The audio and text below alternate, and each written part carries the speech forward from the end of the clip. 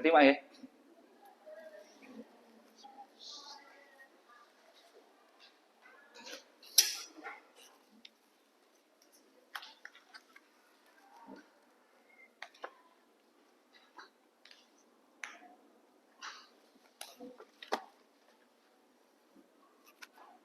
Oke, kita mulai. Bismillahirrahmanirrahim. Assalamualaikum warahmatullahi wabarakatuh. Waalaikumsalam warahmatullahi wabarakatuh. Sebelum kita mulai untuk pembelajaran kita pada kesempatan pagi hari ini, kita doa terlebih dahulu untuk ketua kelas. Mohon untuk bisa dipimpin doa. Nadia dipimpin doa. Siap, berdoa mulai. Bismillahirrahmanirrahim.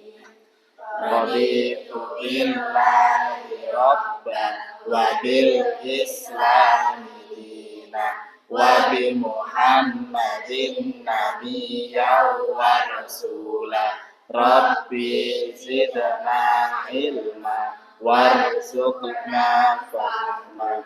Amin ya rabbal alamin. Oke, bismillah, alhamdulillah, wassalatu wassalamu ala rasulillah, wala haula wala quwata illa billah.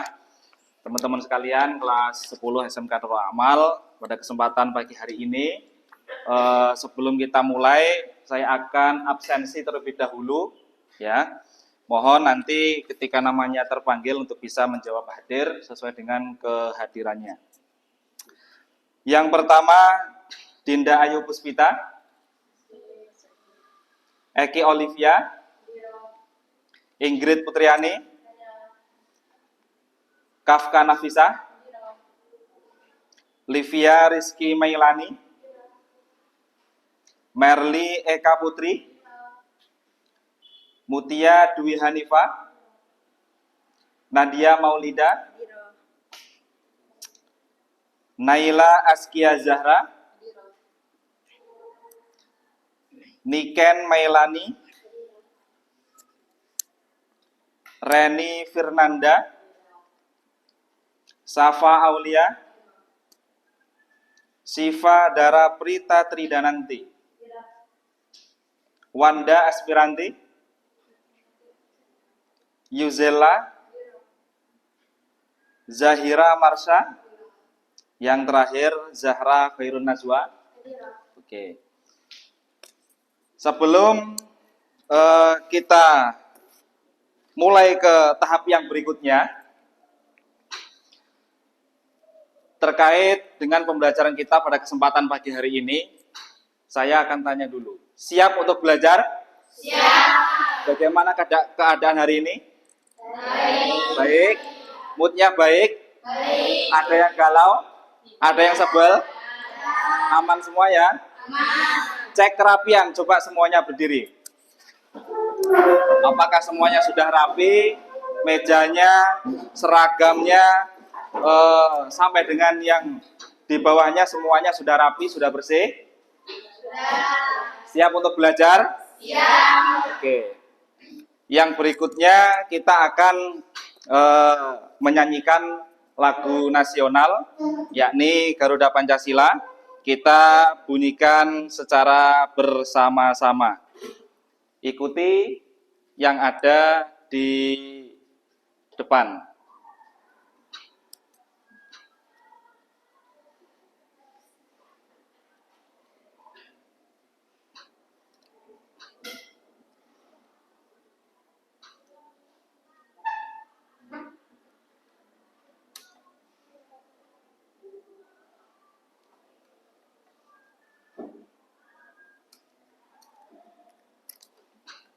Sebentar.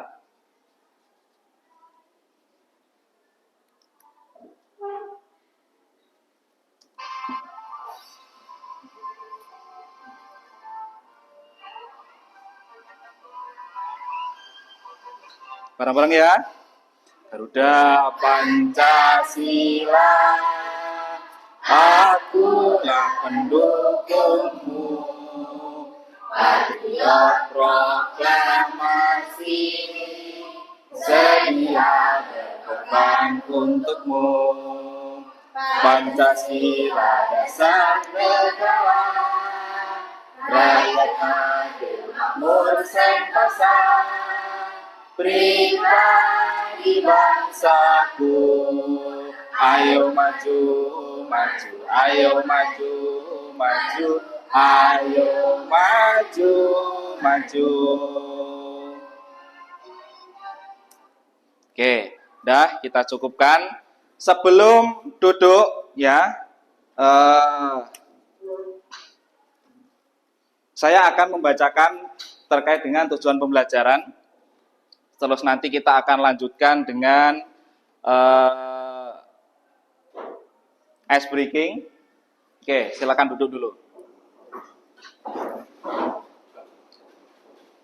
Materi kita pada kesempatan pagi hari ini yakni terkait dengan permintaan dan penawaran ekonomi kelas 10 dengan tujuan pembelajaran yakni adalah menganalisis pengaruh hukum permintaan dan penawaran melalui studi kasus yang nyata. Setelah kita pelajari apa itu permintaan, apa itu penawaran, baru nanti akan dibagi secara berkelompok dalam satu kelas, yang mana setelah saya bagikan studi kasus yang nyata secara real, baru nanti kita akan diskusikan bareng-bareng dengan secara bergotong royong dan bernalar kritis, lalu dipresentasikan di depan sesuai dengan kelompoknya masing-masing. Nah, dimensi profil lulusan pada kesempatan pagi hari ini, yakni terkait dengan bergotong royong. Kenapa harus bergotong royong? Karena yang namanya kerja kelompok harus secara bersama-sama, harus secara bareng-bareng. Kita kerjakan bareng-bareng, studi kasusnya kita presentasikan bareng-bareng. Yang berikutnya juga harus bernalar kritis. Kenapa kok harus bernalar kritis? Kita dalam menganalisis sebuah studi kasus, kita juga harus bisa secara kritis bagaimana kalau misalkan harga barang ini naik, terus permintaan ini orang yang akan beli kira-kira masih banyak atau tidak, ini perlu penalaran kritis. Maka harapannya lulusan profil daripada pembelajaran kita kali ini, yang pertama adalah bergotong royong, bernalar kritis untuk bisa mencapai apa yang ada di tujuan pembelajaran. Nah, kita yang pertama nanti akan persepsi, yang kedua memahami, mengaplikasi, yakni nanti adalah presentasi, yang ketiga merefleksi, yang keempat merefleksi, dan yang kelima adalah evaluasi. Oke. Sebelum saya masuk ke materi, saya akan membuat permainan terlebih dahulu.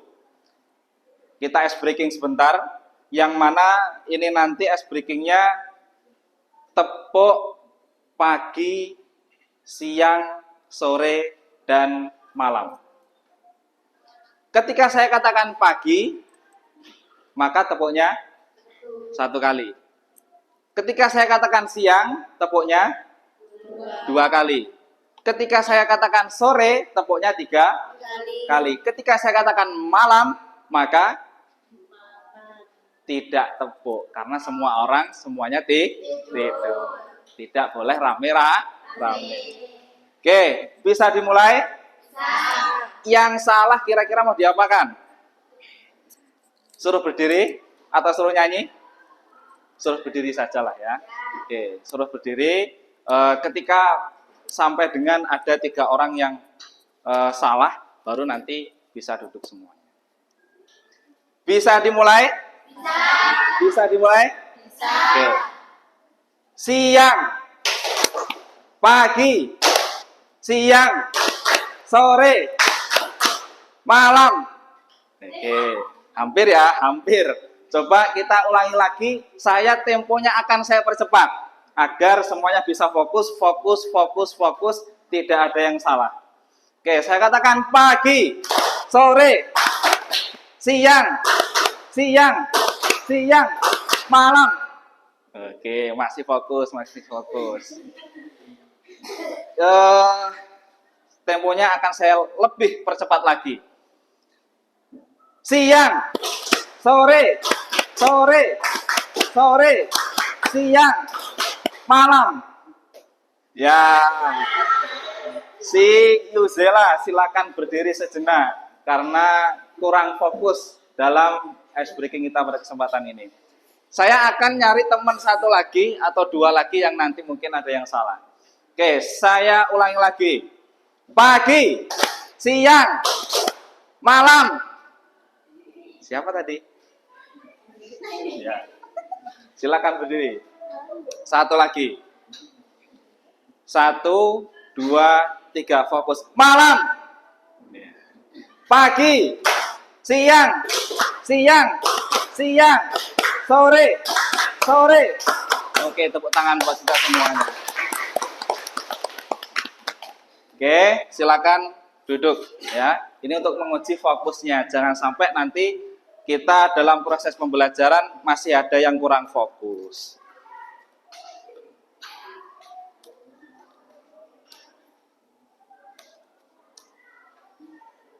Oke, yang berikutnya, sebelum masuk ke materi terkait dengan permintaan dan penawaran, ada studi kasus, ya, atau pertanyaan pemantik, jika harga barang naik, apa yang akan kalian lakukan sebagai konsumen?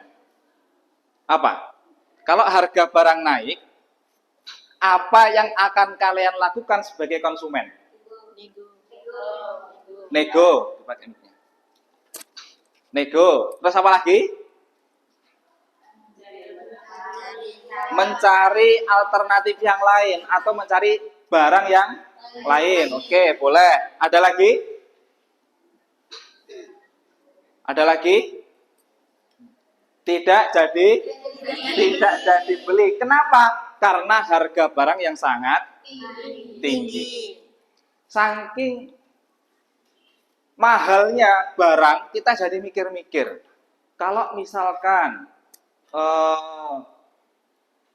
harga barangnya yang seharusnya kita beli bakso seharga 10.000, kok jadi 25.000, kita jadi pikir-pikir, jadi beli atau enggak? Karena harganya yang sangat tinggi. Yang kedua, kenapa akhir-akhir ini harga BBM dan bahan bakar lain terasa lebih mahal?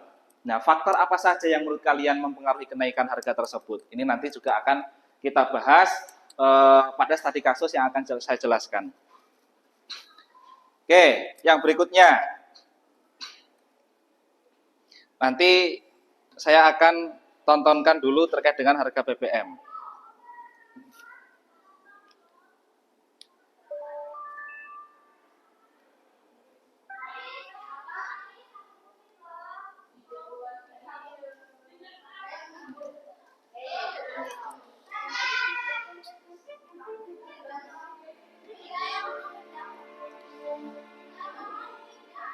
Kenapa sih BBM subsidi harus naik?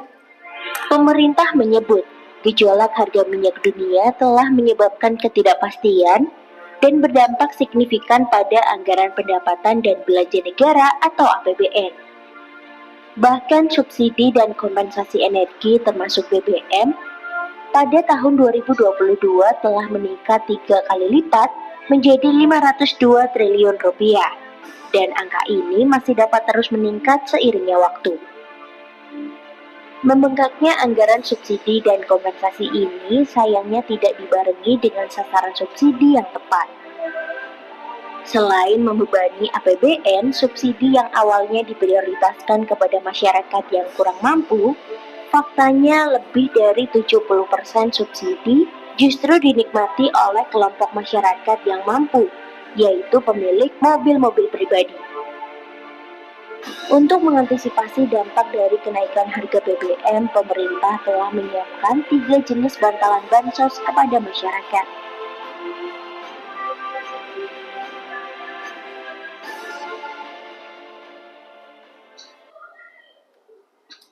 Oke, ini contoh studi kasus terkait dengan kenaikan harga BBM. Apa itu BBM? Bahan bakar minyak.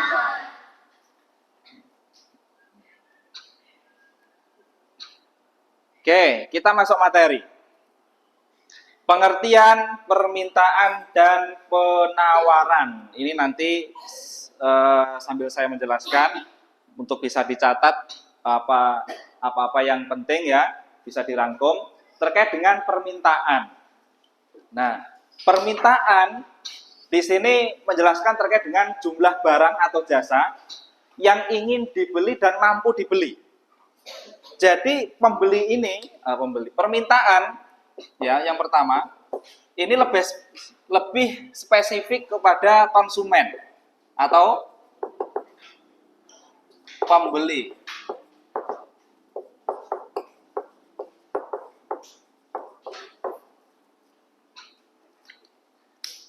Jumlah barang atau jasa yang ingin dan mampu dibeli.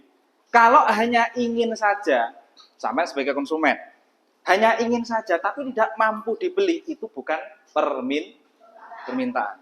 Permintaan itu kita mau dan kita mampu untuk membeli, itu namanya permintaan. Contoh, ini di sini ada harga bakso 10.000 dan kalian punya uang 10.000, maka ketika sampean beli itu namanya permintaan. Tapi kalau nggak mampu beli itu namanya bukan permintaan. Nah, sedangkan penawaran ini permintaan bisa dikatakan juga dengan demand. Maka nanti akan ada bahasa D dan ada bahasa S. Untuk singkatan saja, ini demand itu artinya permintaan bahasa Inggrisnya. Sedangkan penawaran ya, ini dalam sisi produsen atau penjual.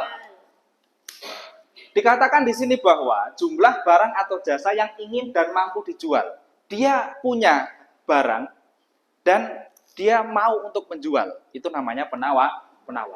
Dia mau menjual tapi nggak ada barangnya, maka bukan penawaran. Maka penawaran di sini terkait dengan antara barangnya ada dan dia mau untuk menjualnya. Kita lanjut.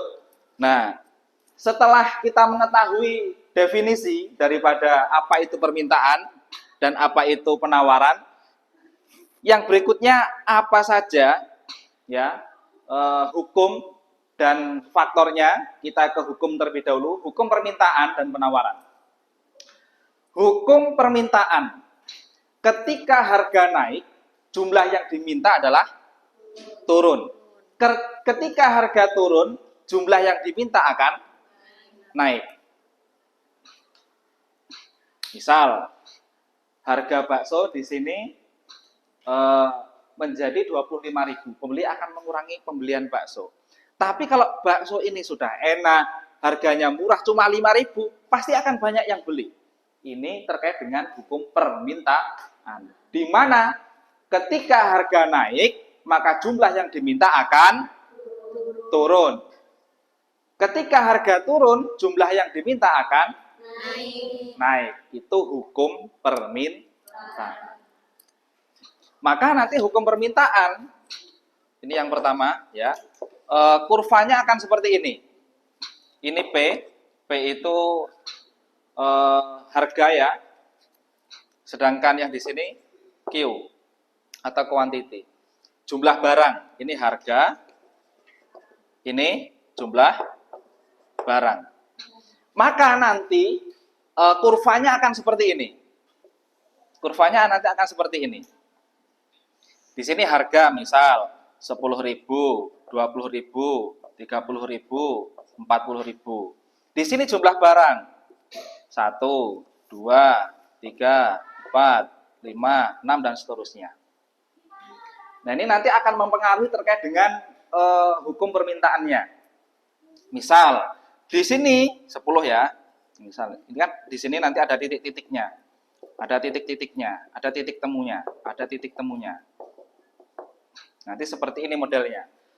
Kalau misalkan ini nanti ketemunya di sini, nah 40 ya, harganya 40.000 bakso ini, 40.000, maka akan digaris dari sini. maka permintaannya hanya satu. Tapi ketika 10, harganya 10.000, maka di garis ini, titik temunya di sini. Maka jumlah permintaannya akan 4. Nah, naik. Ketika harga barang turun, permintaan akan naik. Ketika harga barang naik, permintaan akan turun. Itu hukum daripada permintaan. Sedangkan penawaran, ketika harga naik, jumlah yang ditawarkan juga akan naik. Karena seorang penjual itu pasti akan cari apa? Untung. Ya. Ketika harga turun, jumlah yang ditawarkan juga akan turun. Itu dilihat dari sisi penawaran, karena sebagai produsen ataupun penjual.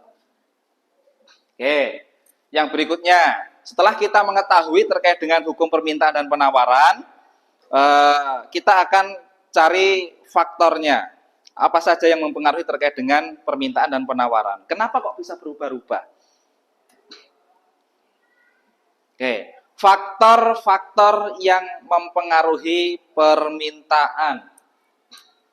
Oke, yang pertama terkait dengan harga barang itu sendiri. Ya, harga barang itu sendiri bisa saya lihat, bisa melihat daripada kurva yang ini. Ya, kurva yang ini. Ini bisa naik,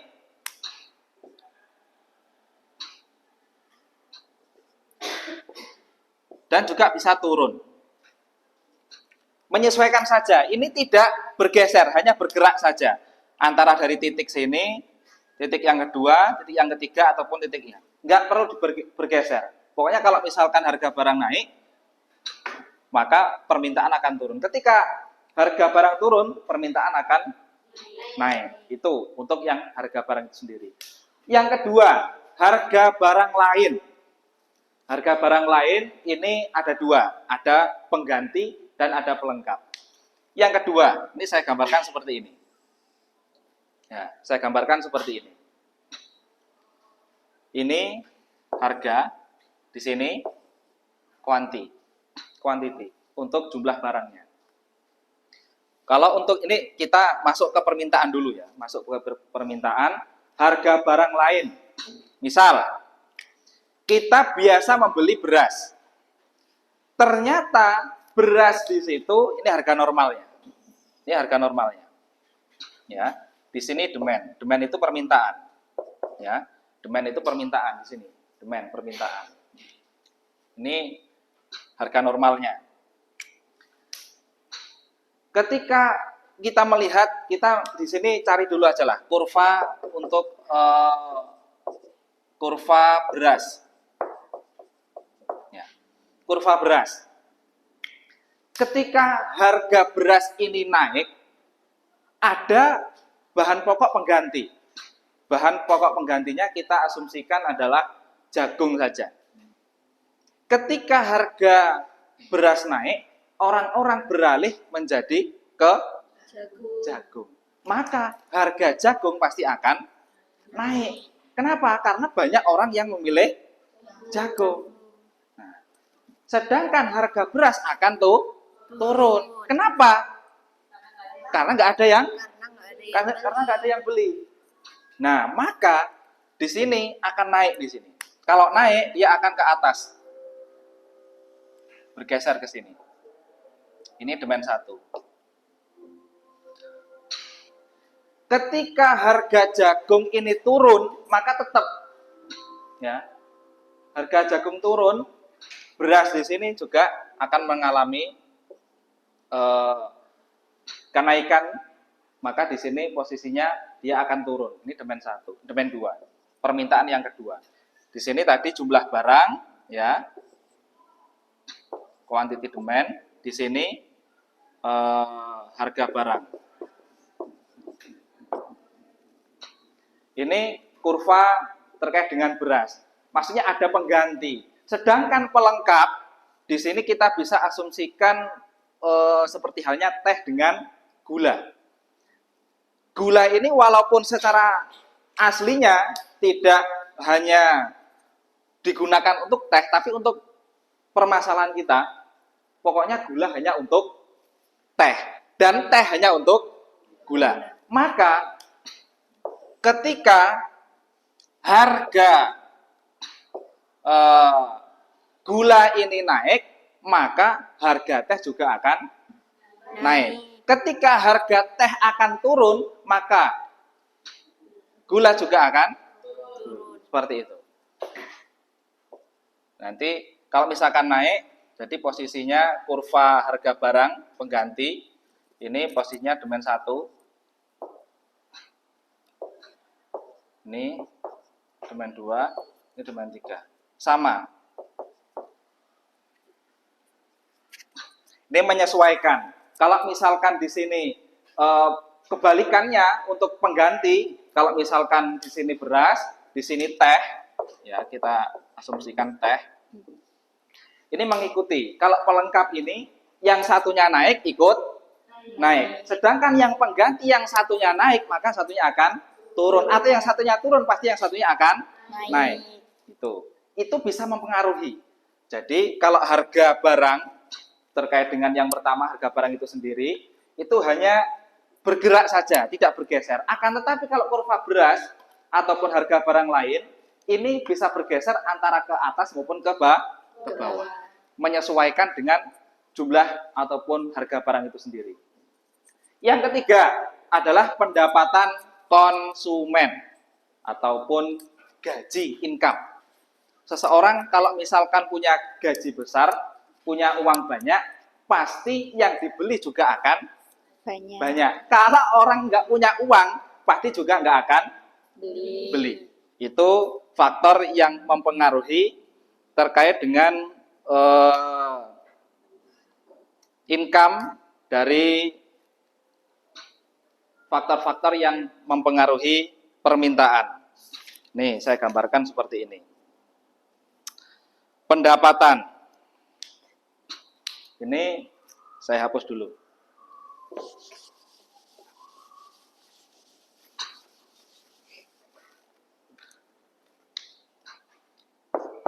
Kodenya I. Apa itu I? Income ataupun pendapatan. Ketika pendapatan naik, maka permintaan akan naik. Ya. Ketika pendapatan ini turun, maka permintaan juga akan turun. Kenapa kok turun? Karena nggak punya uang untuk membeli. Maka pendapatan konsumen di sini. Maka di sini kurvanya seperti ini. Kalau kurva permintaan itu pasti dari kiri ke kanan. Nah, seperti ini. Kalau misalkan ini pendapatan yang pertama, ini demand yang pertama, ini 1, ini 2. Ini harga awal. Kalau misalkan pendapatannya naik, maka di sini.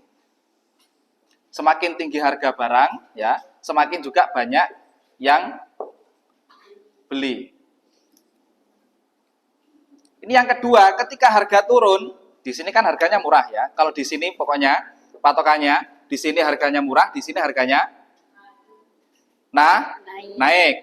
Ketika di sini jumlah yang diminta itu sedikit, kalau di sini jumlah yang diminta banyak. Maka kalau naik itu dia ke kanan atas. Sedangkan kalau yang demand yang kedua, ya, demand yang kedua, ketika income-nya ini turun, maka juga permintaan akan turun. Jadi kurvanya seperti ini. Baru nanti ketika kalian membuat studi kasus yang tadi saya berikan, nanti akan bisa mendefinisikan dia naik atau turun. Kalau permintaan, patokannya seperti ini. Dari kiri ke kanan. Dari kiri atas ke kanan bawah. Yang keempat, selera atau tren masyarakat. Misal, HP-mu di rumah apa? iPhone berapa? Naila, iPhone berapa? iPhone 15. iPhone 15. Ini tren, ya. Ini tren. ketika iPhone 15 ini muncul, pasti saya berbondong-bondong akan beli iPhone 15. Ketika kok nanti 16, 17 sampai dengan 18 ini muncul lagi, maka tren masyarakat akan berbeda lagi. Maka berbondong-bondong akan beralih ke yang paling baru. Nah, maka di sini selera atau tren masyarakat, misal saya asumsikan di sini lagi ya, saya hapus dulu.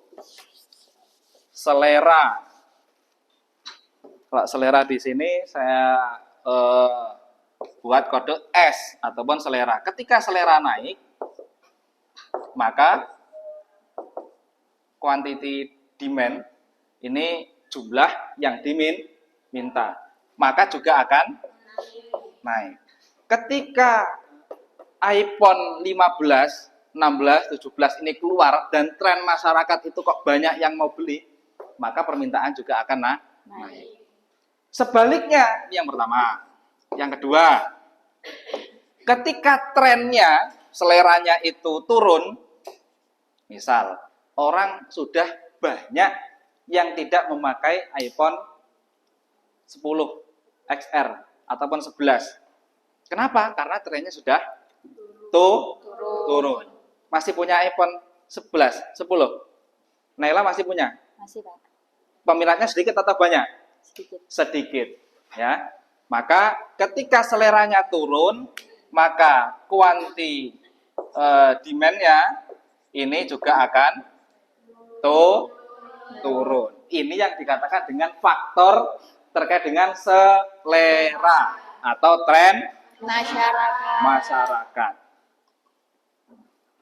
Nah, ini kalau seleranya naik, permintaannya naik. Kalau seleranya turun, permintaannya juga akan turun. Yang kelima, jumlah penduduk. Ini kalau misalkan tadi naik, pokoknya ke atas.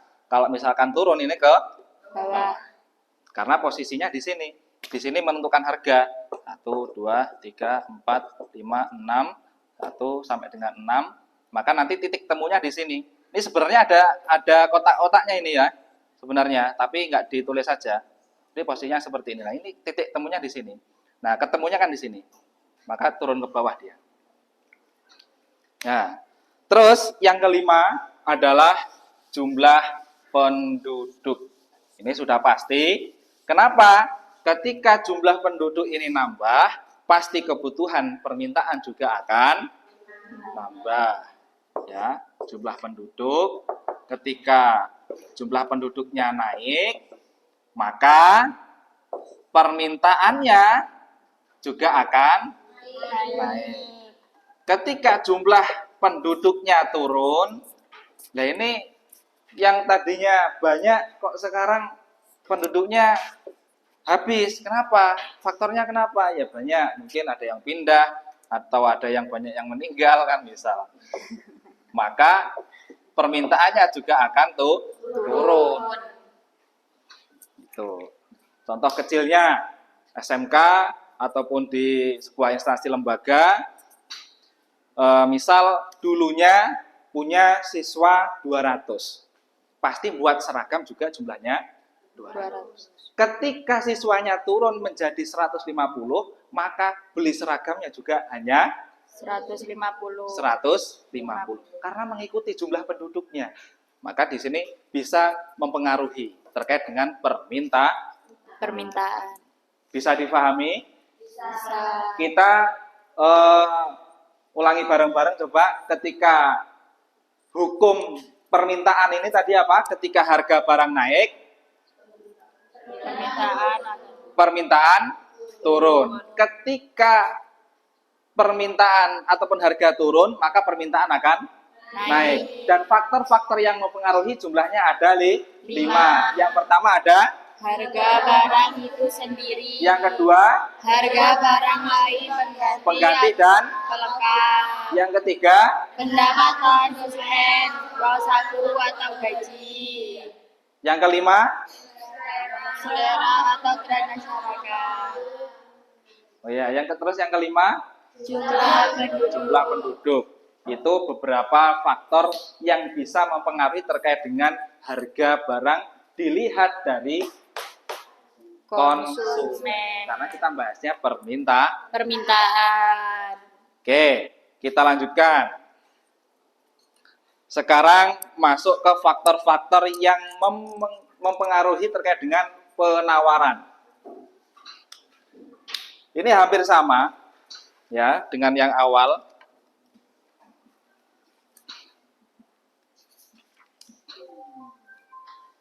Nah, yang awal terkait dengan biaya produksi atau bahan baku. Untuk yang awal hampir sama dengan harga barang itu sendiri. Ya, harga barang itu sendiri ketika di sini ketika saya gambarkan dulu untuk yang penawaran. Kalau misalkan tadi permintaan itu dari kiri atas ke kanan bawah, kalau penawaran dari kanan atas ke kiri bawah. Ini harga, ini kuanti. Nah, penawaran ini bisa dibilang suplai ya. Ini S. Nah, ini bisa naik dan juga bisa turun. Coba penawaran tadi, hukum penawarannya apa coba? Hukum penawaran itu apa tadi naik? Apa hukum penawaran tadi? Ketika harga naik, jumlah yang diminta akan turun. Ketika harga barang turun, Jumlah yang ditawarkan juga turun.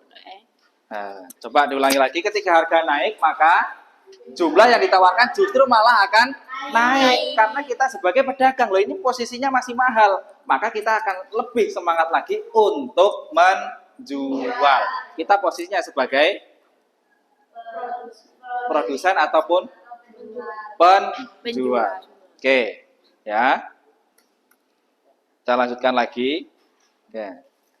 Yang pertama terkait dengan harga barangnya, harga barang itu sendiri. Ketika harga barangnya ini naik, ya, maka suplainya juga akan naik. Ketika harganya turun, maka suplainya juga akan turun. Maka di sini, suplai di situ, ini harga ya, ini harga ataupun P itu harga. Ketika harga barang naik, maka suplainya akan naik, ya. Ketika harganya turun, maka suplainya juga akan turun. Harganya murah lah, males saya untuk menjual. Kenapa? Bukannya untung, malah buntung. Rugi.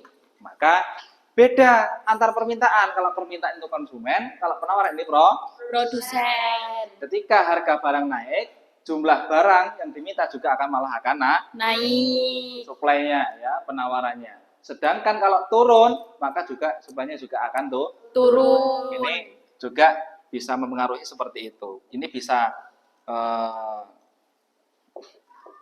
naik, juga bisa turun. Salah di sini.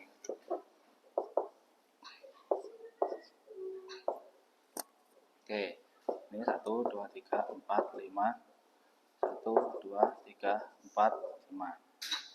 Misal, kan di sini kalau 1 tambah 1, 2, 2, 5, 5. Jadi posisinya seperti ini. Ketika harganya 10.000, maka yang diminta juga yang ditawarkan atau yang dijual juga cuma 1. Tapi semakin tinggi harganya, maka juga akan semakin tinggi yang dijual. Itu hukum penawarannya. Yang pertama faktornya terkait dengan harga itu sendiri. Kalau misalkan naik ya naik, kalau turun ya turun. Yang kedua, biaya produksi. Oke. Ya, biaya produksi itu kalau misalkan biaya produksinya itu naik, maka suplainya juga akan turun. Misalkan harga barang semuanya naik, maka yang dibeli hanya beberapa saja, tidak akan banyak. Yang ketiga, hampir sama dengan yang awal tadi. Kalau yang pertama harga barang itu sendiri, yang selanjutnya adalah harga barang lain ataupun pengganti maupun pelengkap. Nah, ketika harga barang lain itu, misalkan ya tadi saya mengupamakan adalah beras dan jagung, ya.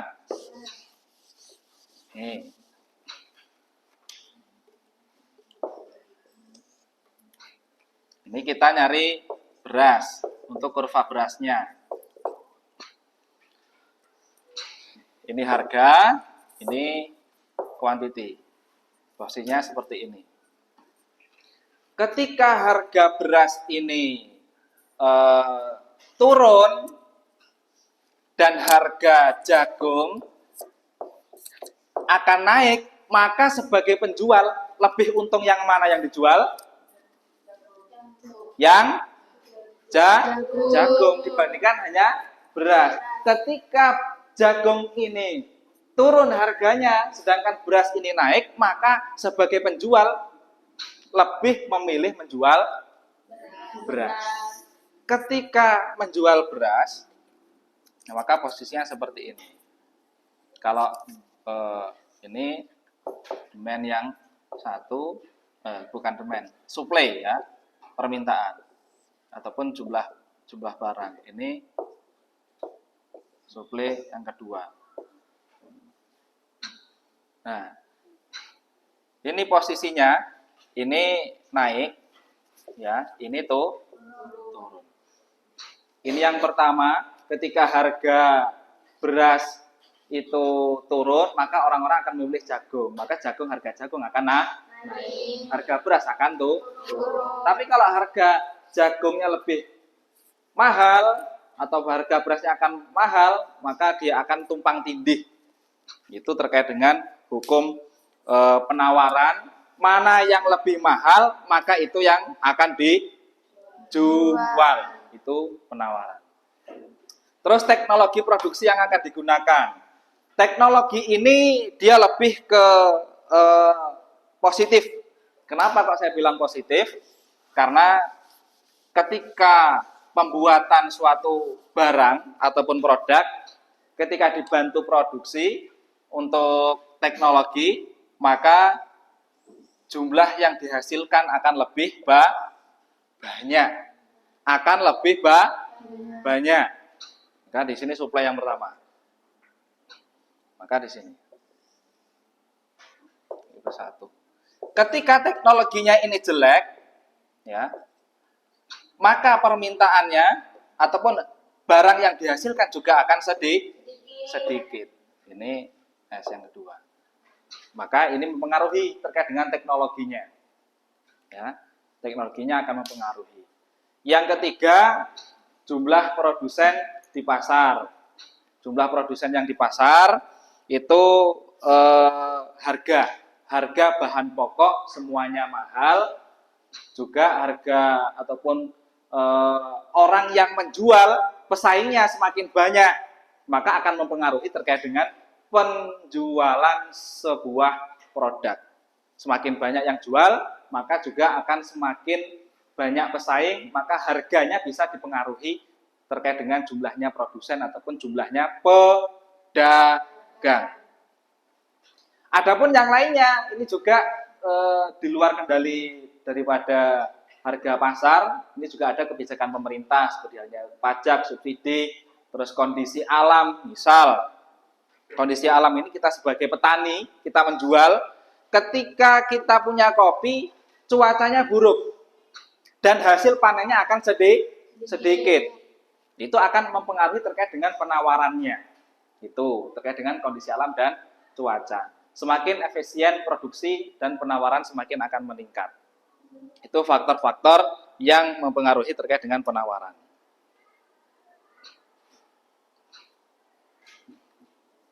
Nah, kurva permintaan dan penawaran ini keseimbangan.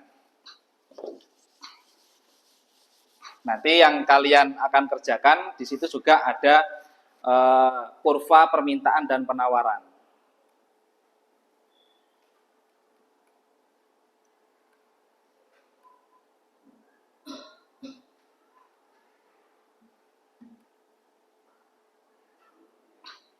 Tuh, enggak ada.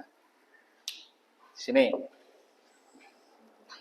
Misal, di sini kurva permintaan dari kiri atas ke kanan, ya, dari kiri atas ke kanan. Ini harga, ini quantity atau jumlah barang. Ini harga, ini jumlah barang. Sedangkan untuk jumlah penawaran itu dari kanan atas ke kiri bawah. Maka nanti akan ketemu di sini demand, permintaan, di sini supply atau jumlah barang. Maka titik temunya di sini. Nah, titik temunya di sini. Ini yang dinamakan dengan harga keseimbangan pasar atau equilibrium. Terkait dengan keseimbangan pasar. Rumusnya untuk keseimbangan itu antara jumlah barang sama dengan jumlah permintaan. Supply dan demand sama dengan. Jumlahnya ini, temu titik tengahnya disebut dengan keseimbangan. Harga pasnya di situ. Itu yang dikatakan dengan harga keseimbangan pasar. Maka permintaan antara permintaan dan penawaran ini akan bertemu, serta dari konsumen dan dari produsen ini akan menghasilkan harga yang seimbang. Jadi antara ini permintaan, ini dari pembeli, dan ini dari penjual. Ketemu titik tengahnya, ini harga pasar. Harga yang ada di pasaran itu rumusnya permintaan sama dengan penawaran ataupun penawaran sama dengan permintaan. Oke, setelah ini nanti akan saya bagi kelompoknya masing-masing ya untuk bisa menganalisa terkait dengan studi kasus dan nanti bisa dipresentasikan ketika sudah selesai. Kemarin sudah dibagi kelompoknya? Kelompok mana saja? Ada berapa kelompok? 4 kelompok ya? Ya. Kelompoknya siapa saja?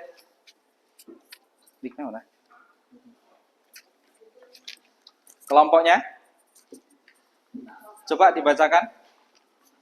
Saya bagikan studi kasusnya. Coba kelompok yang pertama, angkat tangan. Kelompok 1, angkat tangan.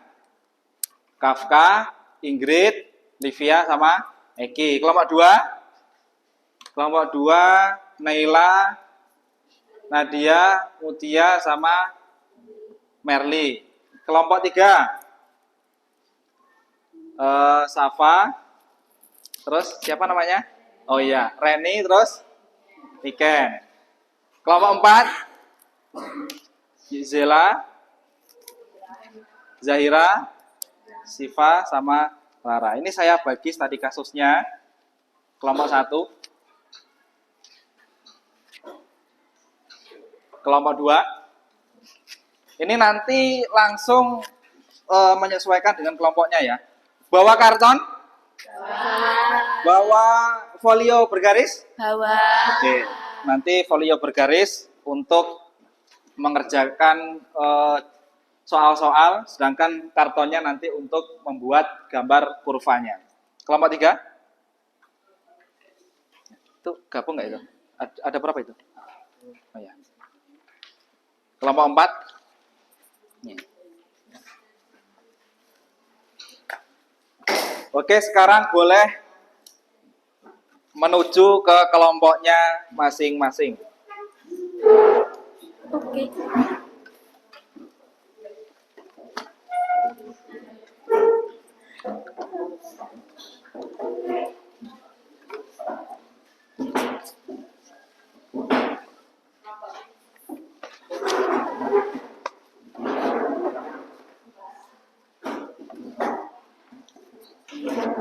Ini kelompok 1, kelompok 2, 3, kelompok 4. Oke, saya bacakan terlebih dahulu ya.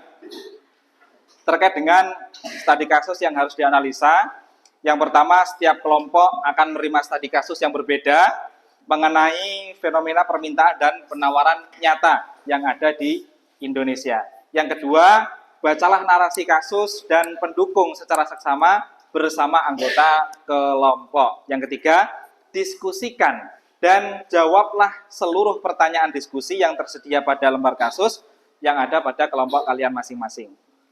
Yang keempat, tuliskan hasil analisis kelompok pada kertas folio secara rapi dan sistematis. Ditulis di kertas folio, soal-soal yang ada di studi kasus tadi, ditulis yang rapi. Yang berikutnya, tuangkan poin-poin penting, ya, termasuk daripada jawaban ataupun gambar kurvanya tadi, digambar di kertas karton untuk nanti dipresentasikan di depan. Dibuat yang menarik dan mudah difahami. Yang berikutnya, setiap kelompok akan mempresentasikan hasil diskusinya di depan kelas dan menanggapi pertanyaan dari kelompok-kelompok lain. Yang terakhir, kerjakan dengan semangat bergotong royong dan bernalar kritis. Bisa dimulai? Oke, Bisa. silakan dikerjakan. Oke.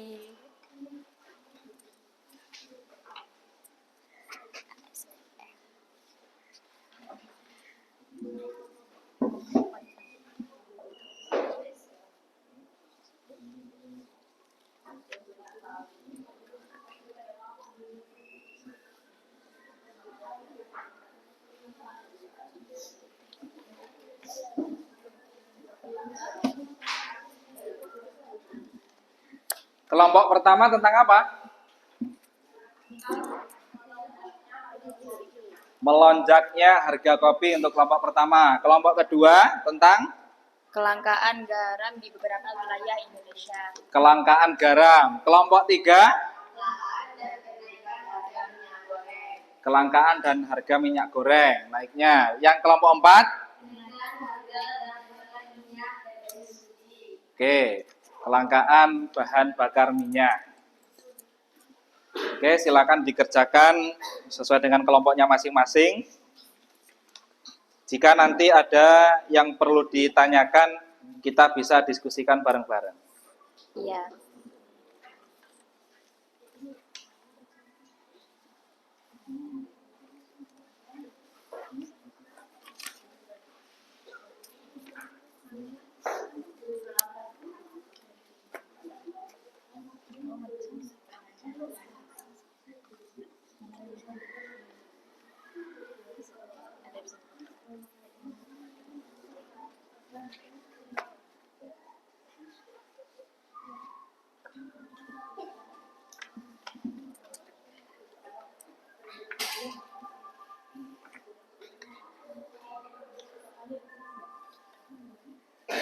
Ada. Soalnya langsung aja. Nanti di bawah soalnya dibaca, terus jawabannya ditulis di kertas folio. Oh, langsung jawaban. Dijadikan satu. Langsung jawaban. Dan nanti disiapkan untuk bisa mempresentasikan terkait dengan gambar kurvanya, ya.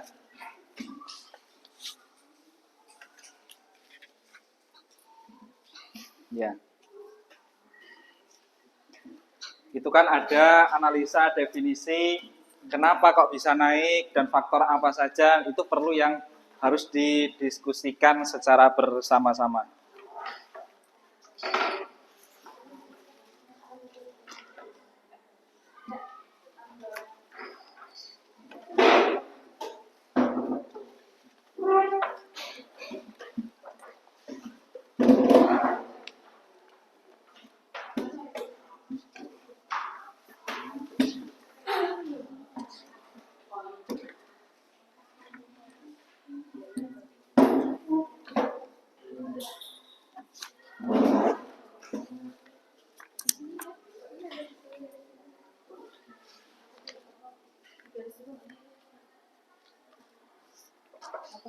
Bawa spidol, bawa garisan. Bawah.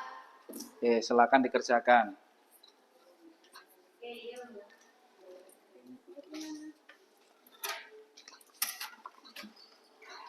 Itu pertanyaan yang pertama apa? Coba. Jelaskan pengertian penawaran dan faktor yang memengaruhinya berdasarkan kasus kelangkaan garam di atas. Ya, itu dibaca narasinya, ya.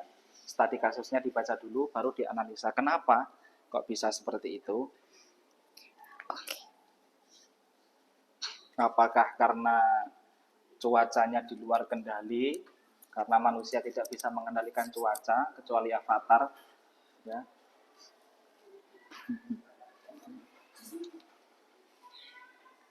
Ini tadi terkait dengan ya, harga barang subsidi. Yang tadi saya jelaskan bahwa harga barang naik itu tidak melulu terkait dengan harga barang itu sendiri. Ada beberapa hal juga yang mempengaruhi, misalnya ada kebijakan pemerintah. Terus apalagi ada geopolitik yang tadi juga sudah di-spill.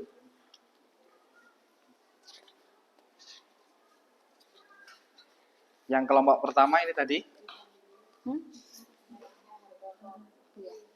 naiknya harga kopi.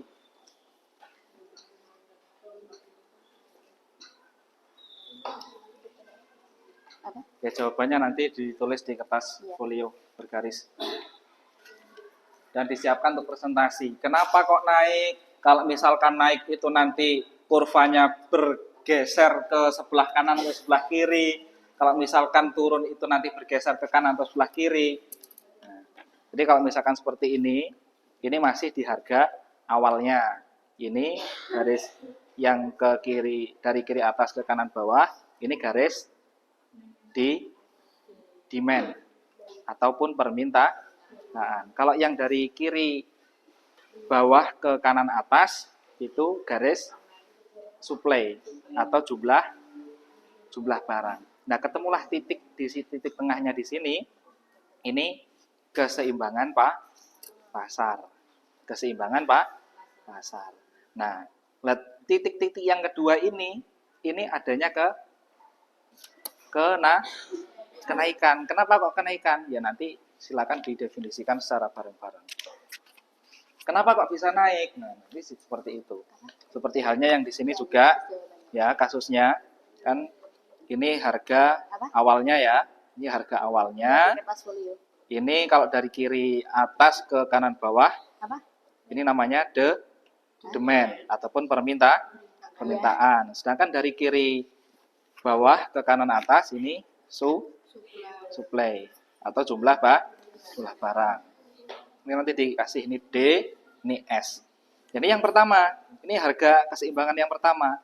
Ya, ketika setelah ada studi kasus, maka dia bergerak, ya, bergerak ke atas. Nah, ini kira-kira kalau di sini kan berarti harganya naik, jumlah yang diminta juga akan naik. Ini yang pertama, ini yang kedua. Nanti bisa diskusikan bareng-bareng.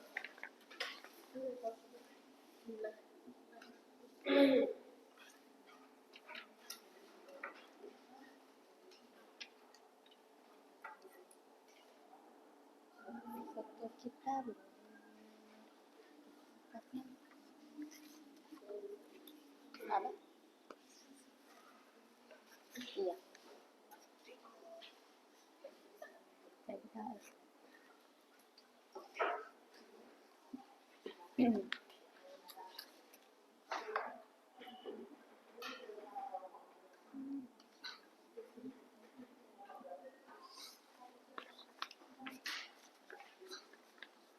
Nanti yang sudah selesai bisa langsung maju ke depan untuk bisa presentasi. Mulai dari kelompok 1, kelompok 2, kelompok 3, kita sesuaikan dengan jam mengajar kita, jangan sampai kelebihan, jangan sampai kurang. Oke. Ini tadi terkait dengan harga BBM. Maka ini yang pertama ya. Ini kalau dari kanan bawah ke kiri atas, yang hijau ini, di warna hijau ini adalah demand ataupun dan dikasih tanda D, di sini dikasih tanda S. S tadi apa? Supply atau jumlah barang. Ini permintaan, ini Hijau. dikasih tanda ini D, ini S. Ini yang pertama. Terus ini yang kedua, karena ada perubahan barangnya ataupun karena ada kenaikan, maka bergeser. Maka walaupun ini tadi jumlahnya jumlah yang diminta tetap, tapi harganya naik. Walaupun harganya naik karena bahan bakar minyak itu adalah bahan pokok untuk kendaraan, maka ya tetap dibeli, nggak akan menurun. Karena mau nggak mau tetap harus beli walaupun harganya.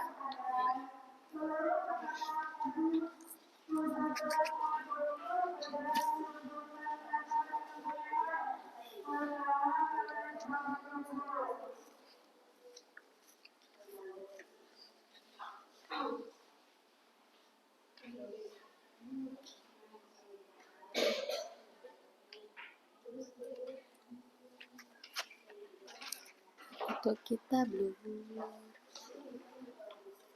apa nama gitu dekat.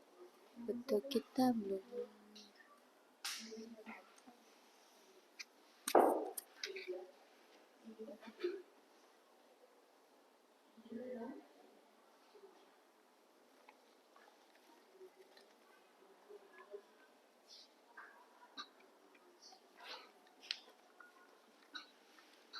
Kode-kodenya juga dicantumkan.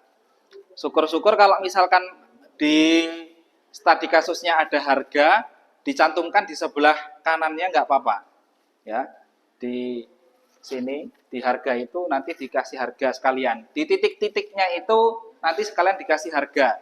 Misalkan dari harga 50 menjadi 70.000 atau dari 70.000 menjadi 50.000. Nanti di sebelah kirinya, di garis yang sebelah kiri dikasih harga atau dikasih angka untuk menunjukkan kenaikan ataupun penurunan suatu harga.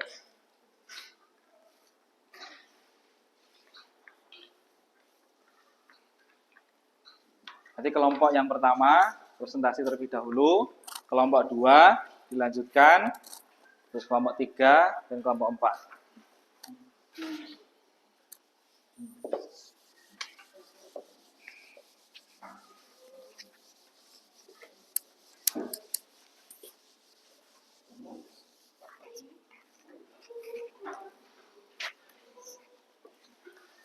Apa?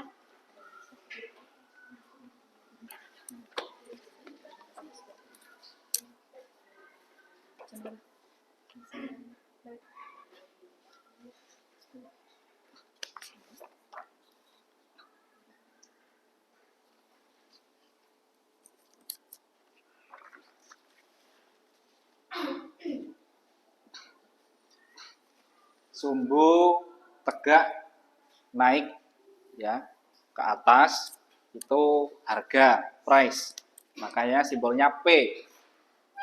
Kalau dari bawah nyamping ke sebelah kanan itu quantity ataupun quality. Itu menentukan terkait dengan jumlah barang. Maka dikasih simbol yang atas itu P, ya, yang sebelah dari bawah nyamping ke kanan itu Q atau quality, jumlah barangnya.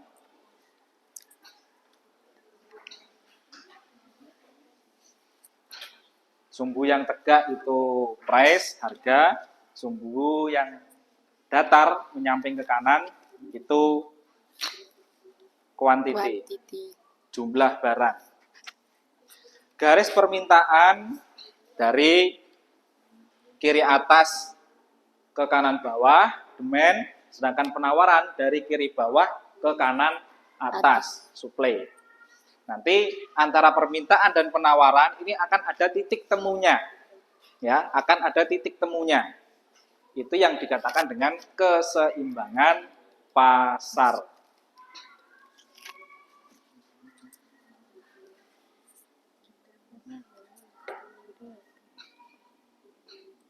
Harga pasar.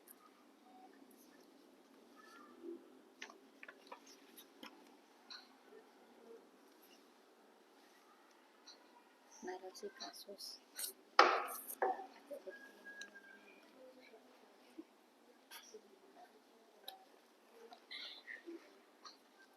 Nanti silakan dipresentasikan dengan gaya bahasa kalian sendiri-sendiri ya.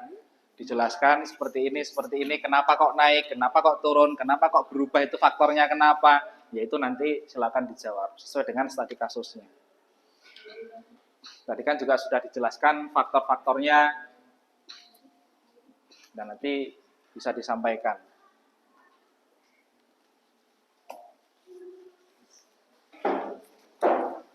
Bismillahirrahmanirrahim.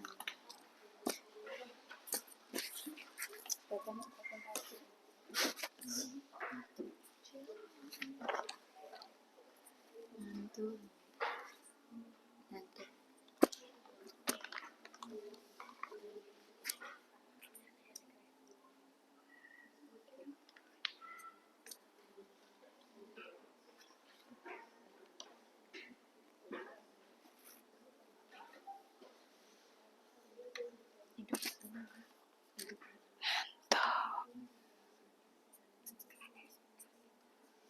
Mantap.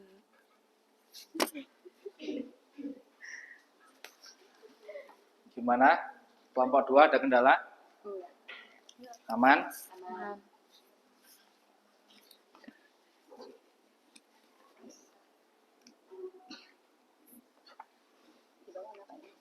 Apanya?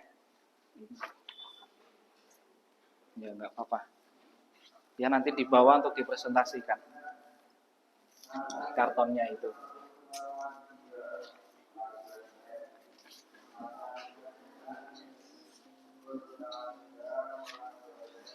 Ini berarti titik temunya yang mana ini? Ini yang ini atau yang kedua ini? Yang sesuai dengan studi kasus yang ada di kelompok 2. Titik yang pertama atau titik yang kedua? Ini keterangannya di sini.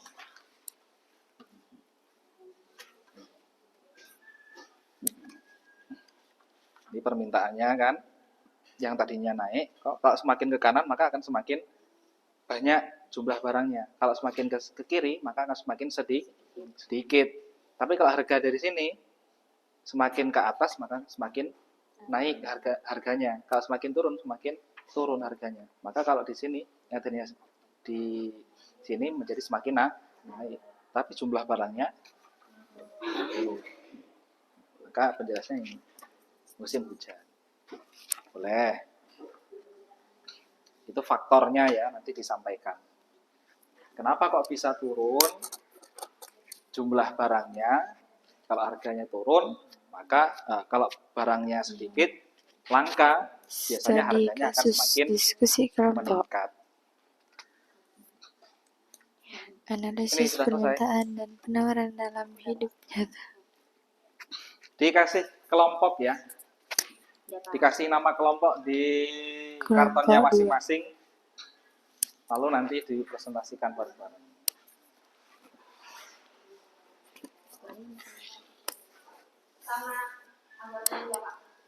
Ya, anggotanya. Anggotanya ya di atasnya. Seadanya. Ya.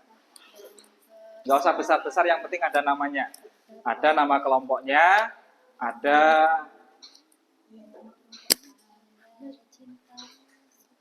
anggotanya siapa saja, kelompoknya berapa, nanti dicantumkan. Yang penting bisa nanti menjelaskan kenapa itu faktornya, kenapa kok bisa naik ataupun turun, terus kurvanya itu menunjukkan seperti apa.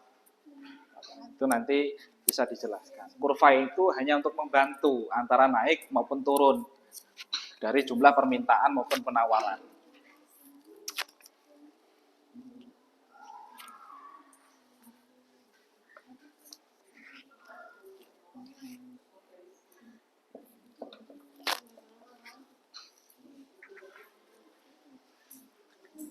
Presentasi waktunya nggak usah lama-lama, ya, 5 menit saja. 5 menit. Presentasi 5 menit, guys. Sudah selesai? Nggak usah digaris, nggak apa-apa. Yang penting nanti dibacakan. Yuk, kita mulai presentasinya. Dimulai dari kelompok 1, kelompok 2.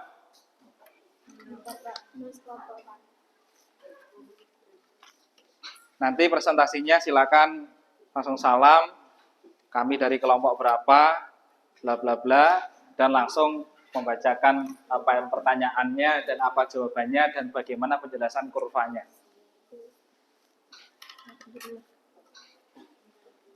Ya.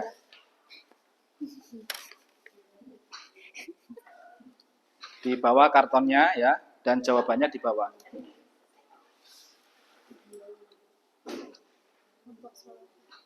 Kelompok solehah, guys.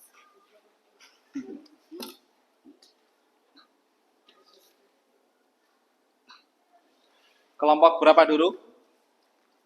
Kelompok 1. 4. Kelompok 4, kelompok 3. Udah ya, kelompok 3. Ini udah selesai? Nggak usah? Waduh, dilukis ini sangat bagus sekali ini. Tapi nggak usah bagus-bagus. Nanti nilainya paling tinggi nanti. Alhamdulillah. Udah, nggak apa-apa, nggak usah ditulis.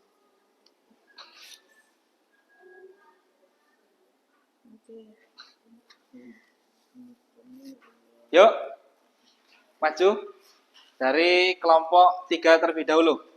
Dari kelompoknya Safa untuk bisa maju ke depan untuk mempresentasikan hasil daripada diskusinya secara bergotong royong dan bernalar kritis. Kelompok 2, kelompok alhamdulillahirabbil alamin. Langsung itu. Yuk, maju ke depan. Silakan di sini, sebelah sini. Ya. Dibacakan jawabannya dan dijelaskan gambar Kelompok kurvanya. princess. Jarang lagi. Yang mau menjelaskan gambar kurvanya siapa? Safa? Yaudah, Reni. Ya, silakan di sini. Silakan salam. Tiknya.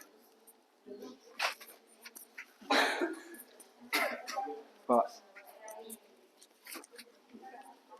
Didekatkan. Jangan ditutupi. Ya. Assalamualaikum warahmatullahi wabarakatuh. Waalaikumsalam warahmatullahi wabarakatuh. Kami dari kelompok 3 akan menjelaskan tentang kelangkaan dan kenaikan harga minyak goreng.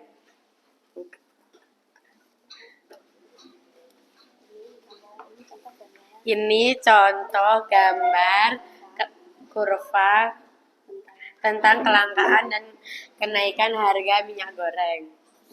Dibuka secara lebar biar semuanya bisa lihat. Sebelum dijelaskan kurvanya, jawabannya dibaca dulu nih kan.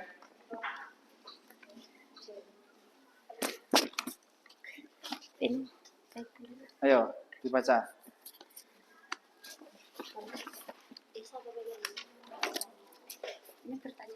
Dari hasil studi kasusnya tadi, setelah diskusi, apa hasilnya? Dibacakan dulu.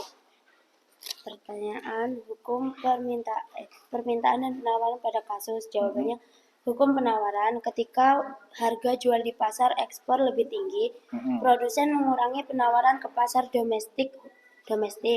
Hukum permintaannya ketika stok terbatas dan harga naik, secara teori jumlah diminta akan turun. Namun panic buying membuat permintaan justru melonjak. Jangka pendek baik untuk mendiskusikan pengecualian perilaku konsumen terhadap hukum permintaan. Soal kedua, faktor penawaran domestik berkurang. Jawabannya disparitas harga CPO domestik vs global, harga ekspor lebih menguntungkan, sehingga produsen mengalihkan pasokan ke luar negeri bukan karena kekurangan bahan baku. Pertanyaan ketiga, panic buying dan kurva permintaan. Jawabannya, panic buying menggeser kurva permintaan ke kanan secara tiba-tiba karena konsumen membeli melebihi kebutuhan normal akibat ekspektasi kelangkaan atau kenaikan harga lebih lanjut. Oke, terus.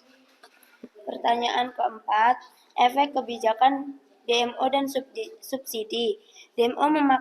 Jawabannya DMO memaksa sebagian produksi CPO dialokasikan ke pasar domestik, menggeser kurva penawaran. Kembali ke kanan, subsidi menurunkan harga yang dibayar konsumen tanpa mengubah harga yang diterima produsen, membantu menggeser atau menahan harga keseimbangan pasar agar lebih terjangkau. Pertanyaan kelima, pelajaran dari kasus. Jawaban terbuka, arahkan ke pentingnya kebijakan yang menjaga keseimbangan antara insentif ekspor dan ketahanan pasokan domestik, transparansi informasi ke publik untuk mencegah panic buying serta pengawasan distribusi. Coba dijelaskan dari gambar kurvanya. Dipegang, ini kan 2. Di sini penawaran minyak goreng di dalam negeri berkurang, bukan karena bahan bakunya habis, tapi karena produsen memilih penjual CPO ke luar negeri karena harganya lebih tinggi di sana. Kurva penawaran kami gambar bergeser ke kiri. Mana coba ditunjuk gambarnya. Ke kiri. Safa agak ke kanan biar nggak kelihatan semuanya. Jadi di sini gambar kurvanya ke kiri. Naik ke kiri. Jadi titik tengahnya di berarti kesimpulannya itu di saat bersamaan. Harga barangnya naik, terus jumlah barang yang diminta juga naik. Jadi mengalami pergeseran ya, ke sebelah kiri dan dialihkan ke apa itu? Ke luar negeri. Keluar negeri berarti ekspor. Oke, lanjut kelompok yang berikutnya, kelompok 1. Ditutup dulu. Kami akhiri. Wassalamualaikum warahmatullahi wabarakatuh. Waalaikumsalam.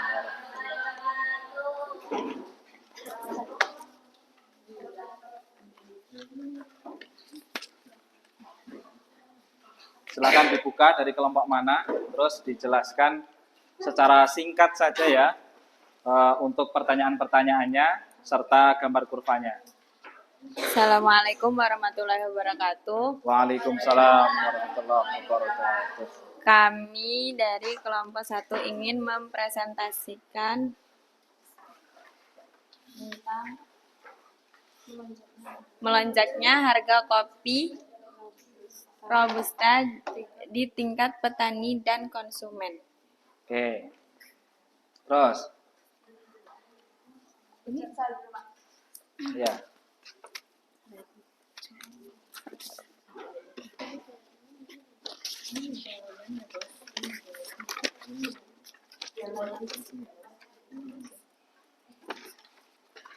Soalnya pengertian permintaan dan penawaran. Jawabannya, permintaan jumlah barang yang ingin dan mampu dibeli konsumen pada berbagai tingkat harga. Penawaran, jumlah barang yang ingin dan mampu dijual produsen pada berbagai tingkat harga. Siswa diharapkan mengaitkan definisi ini dengan perilaku petani, penjual dan konsumen kopi pembeli dalam kasus. Yang ketiga. Soal yang kedua, faktor penawaran turun dan permintaan naik. Penawaran turun cuaca ekstrim adalah gagal panen, penahanan stok oleh petani. Permintaan naik, tren gaya hidup minum kopi, pertumbuhan kedai kopi kekinian. Soal yang ketiga, kurva pergeseran. Nah, itu kurvanya dilihatkan. Kurvanya dijelaskan coba. Agak maju aja si Nafkah, maju. Nah, posisi di sini yang menjelaskan. Nah, gitu. Nah, jadi di sini harga kopi di tingkat petani naik sekitar 30 sampai 35 kilo per kilogram. Jadi ke 70 sampai ke 80 kilo. 30.000 sampai ke 30.000 sampai 35.000. Awalnya 30 sampai 35.000, jadi 70 sampai 85.000 mengalami kenaikan ya. kilo. Ya, Pak. Terus Penyebabnya ada dua, yaitu berkurangnya pasokan barang, cuaca ekstrim, petani menahan stok, dan meningkatnya tren minum kopi. Jadi teman-teman di sini kami gambar dua kurva yang bergerak bersamaan.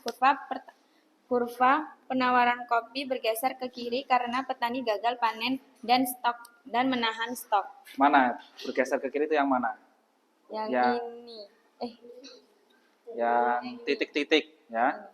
Yang titik-titik itu menunjukkan bahwa kenaikan harga. Yang tadinya yang di awal di sini mengalami kenaikan.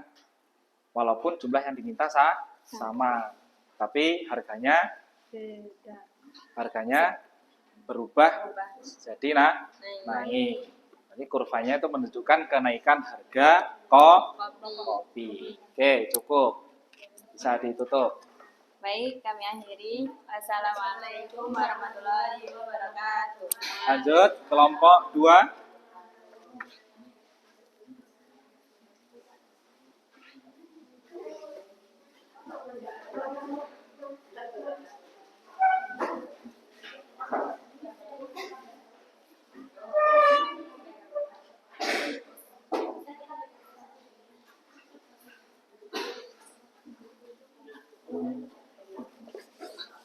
Ayo, langsung maju.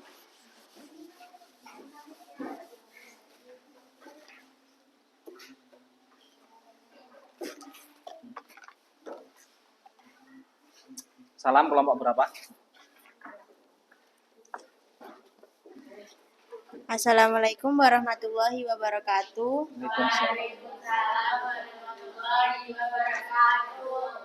Kami di sini kelompok 2 akan mempresentasikan tentang kelangkaan garam di beberapa wilayah Indonesia. Oke. Pertanyaannya, jelaskan pengertian penawaran dan faktor yang memengaruhinya berdasarkan kasus kelangkaan garam di atas. Penawaran garam sangat dipengaruhi faktor produksi. Dalam kasus ini, cuaca, curah hujan, musim hujan panjang mengurangi hari efektif penjemuran, sehingga volume produksi turun. Terus? Yang kedua, mengapa kelangkaan garam dapat terjadi meskipun Indonesia memiliki garis pantai yang sangat panjang? Produksi garam tradisional bergantung pada teknologi evaporasi matahari sederhana, bukan hanya ketersediaan air laut. Ketika cuaca tidak mendukung, kapasitas produksi turun drastis meski sumber daya laut melimpah. Ini menunjukkan kelangkaan bersifat relatif terhadap kondisi produksi, bukan semata ketersediaan bahan baku mentah. Oke, coba gambar kurvanya dijelaskan.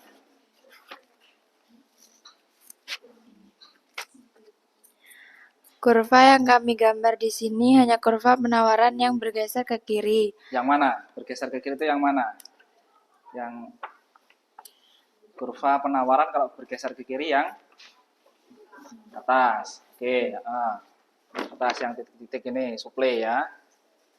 Terus? Sedangkan kurva permintaan kami buat tetap di tempatnya. Ini karena garam itu kebutuhan pokok. Orang tetap butuh garam meskipun harganya naik.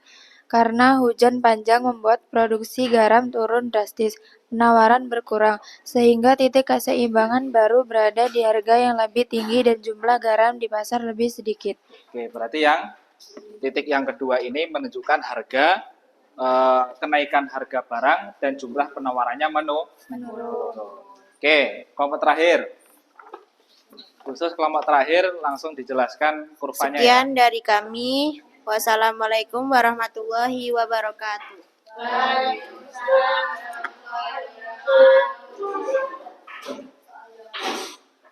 Itu nanti faktornya kenapa langsung dijelaskan saja.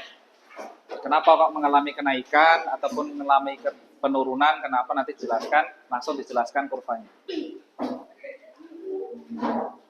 Mic-nya. Assalamualaikum warahmatullahi wabarakatuh. Waalaikumsalam warahmatullahi wabarakatuh. Izinkan kami dari kelompok 4 akan melakukan presentasi hasil kerja kelompok kami. Jadi di sini kita akan menjelaskan tentang kenaikan harga bahan bakar minyak yang bersubsidi. Jadi kita sudah menggambarkan gambar kurva. Contohnya, gambar pergeseran pada kurva penawar BBM atau supply ini yang bergeser ke kiri atas karena biaya penyediaan BBM naik akibat harga minyak dunia yang melonjak dan beban subsidi APBN yang membengkak. Karena harga BBM bersubsidi ditentukan lewat kebijakan pemerintah, bukan murni pasar bebas, gambarkan garis harga yang ditetapkan, garis mendatar, yang bergeser naik saat pemerintahan menyesuaikan harga. Yang ini. Untuk kurva permintaan atau demikian, pada jangka pendek gambarkan D relatif tegak curam. Tegak curam inelastis karena kebutuhan mobilitas tidak bisa langsung dikurangi. Pada jangka panjang gambarkan dia lebih landai, lebih elastis karena masyarakat mulai beralih ke transportasi umum, kendaraan, hemat energi. Kita tambahkan gambar sederhana, diagram efek domino yang menunjuk panah dari kenaikan harga BBM ke kenaikan biaya transportasi, lalu ke kenaikan harga barang kebutuhan pokok lain.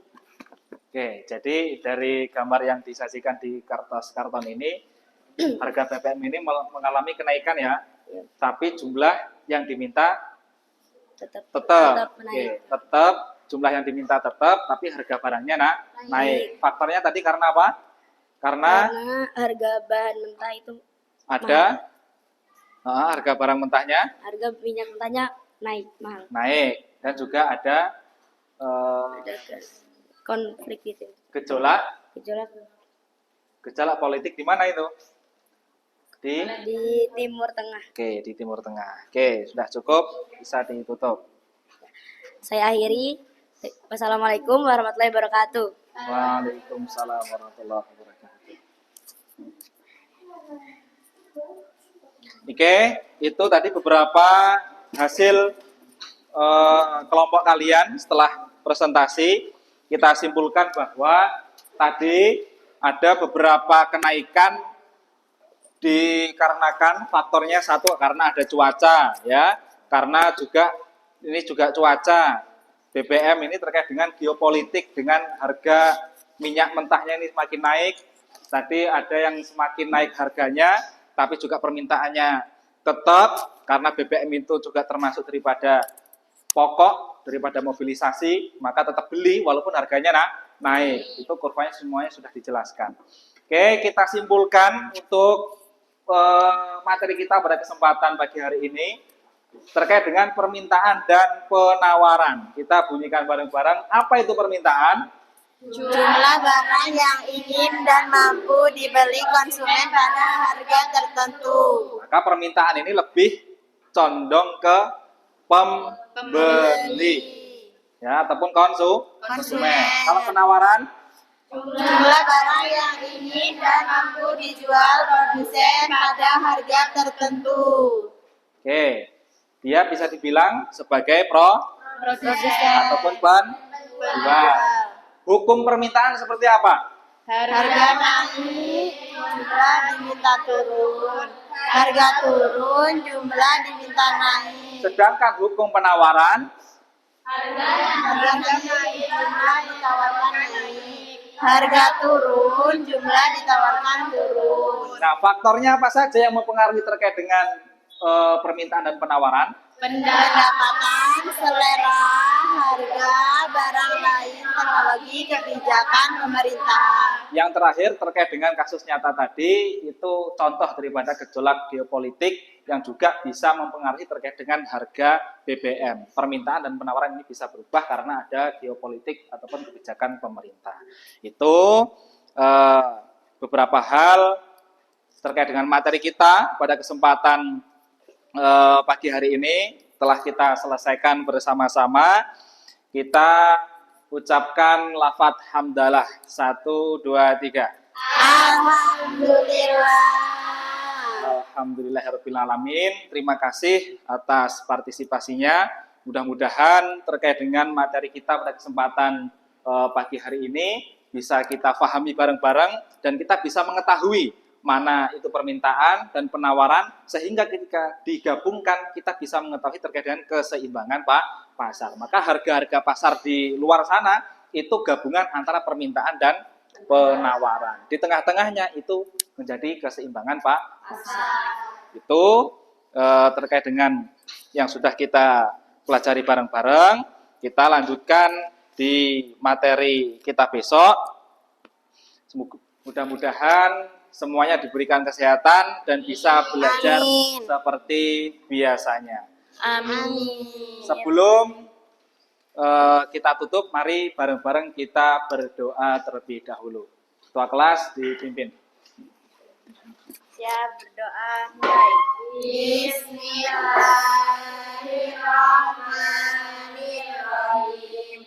Allahumma arinal haqqa haqqan warzuqna ittiba'ahu wa arinal batila batilan warzuqna ijtinaba. Amin ya rabbal alamin. Oke, kita cukupkan untuk materinya ya. Saya akhiri. Wallahul muwaffiq ila aqwamit thoriq. Wassalamualaikum warahmatullahi wabarakatuh. Waalaikumsalam warahmatullahi wabarakatuh.